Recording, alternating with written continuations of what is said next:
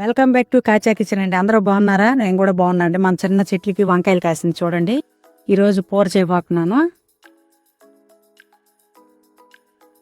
ఈ వంకాయలు మన చెట్లకి కాసినవి చాలా టేస్టీగా ఉంటాయండి. దీంట్లో ఎండి చేప వేసి వండుతానండి. ఇప్పుడు చాలా టేస్టీగా ఉంటుందండి. చూడండి ఒకసారి.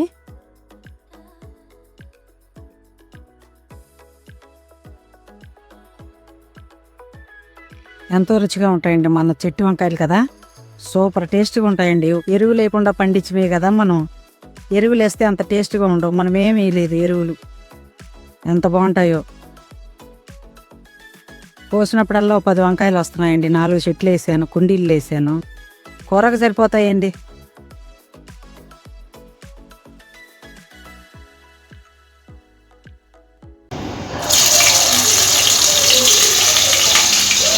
వేసుకుంటున్నామండి. ఎండికప్పుడు ముక్కలు ఎండిపోకుండా ఉంటాయి.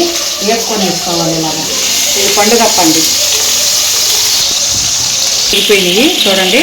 ఇలాగ వేపుకొని తీసుకోవాలి మనం. ఎండి చేపలు కూర వండుకోవాలంటే ఉల్లిపాయలు వేస్తున్నాను చూడండి.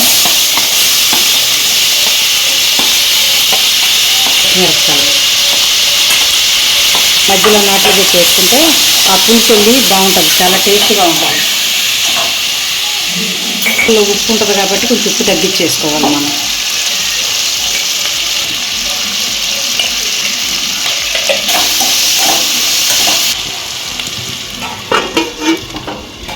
వంకాయ ముక్కలు వేస్తున్నాను.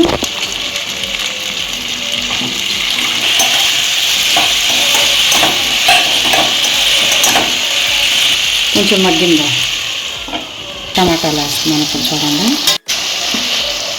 కారం వేస్తున్నాను. మూత పెడుతున్నాను.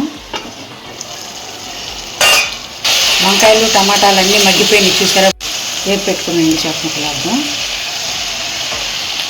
నీళ్ళు పోద్దామండి. ఇది ఎగురు కదా. ఒక గ్లాస్ నీళ్ళు పోసుకున్నామండి. చేపలు వేసాక గరిటె పెట్టి ఊరికినే కలపకూడదు. ఇలా తిప్పుకోవాలి.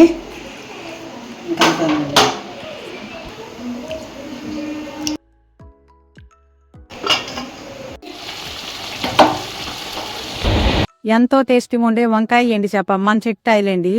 చాలా టేస్టీగా ఉంటుంది. పండుగ పేసాం కదా. చాలా టేస్టీగా ఉంటుందండి. ఒకసారి తిని చూడండి ఇలా చేసుకొని. నచ్చినట్లయితే లైక్ చేయండి, షేర్ చేయండి, సబ్స్క్రైబ్ చేసుకోండి. Bye friends.